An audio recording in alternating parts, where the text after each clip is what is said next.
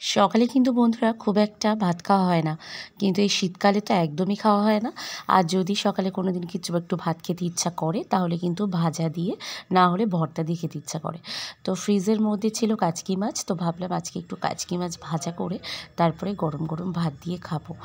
তো এখানে কাচকি মাছগুলোকে আমি ভালো করে বেছে নিয়ে ধুয়ে পরিষ্কার করে জল ঝরাতে দিয়েছিলাম। তারপরে লবণ হলুদ মাখিয়ে কড়াইটা ভালো করে গরম করে তেল দিয়ে তেলটাকে চারি সাইডে কড়াইয়ের মাখিয়ে তারপরে কিন্তু কাচকি মাছ বসিয়ে দিয়েছিলাম। আর ফুল আঁচেই বসিয়েছিলাম। তারপরে কিন্তু একটুও কিন্তু খুন্তি লাগাইনি যাতে করে ভেঙে না যায়। তারপরে ভালো করে যখন একটু শক্ত হয়ে গেছে তখন কিন্তু ওপর থেকে দিয়ে দিয়েছি একটু পাঁচফোড়ন দেওয়ার পরে কিন্তু হালকা হাতে নাড়াচাড়া করেছি, আর একটু কিন্তু ভাঙিনি। তারপরে পেঁয়াজ কুচি আর ক্যাপসিকাম কুচি দিয়ে দিয়েছিলাম, দিয়ে আবার একটু নাড়াচাড়া করেছি। তারপরে গরম গরম ভাতের উপরে ছড়িয়ে কিন্তু খেয়ে নিলাম। আর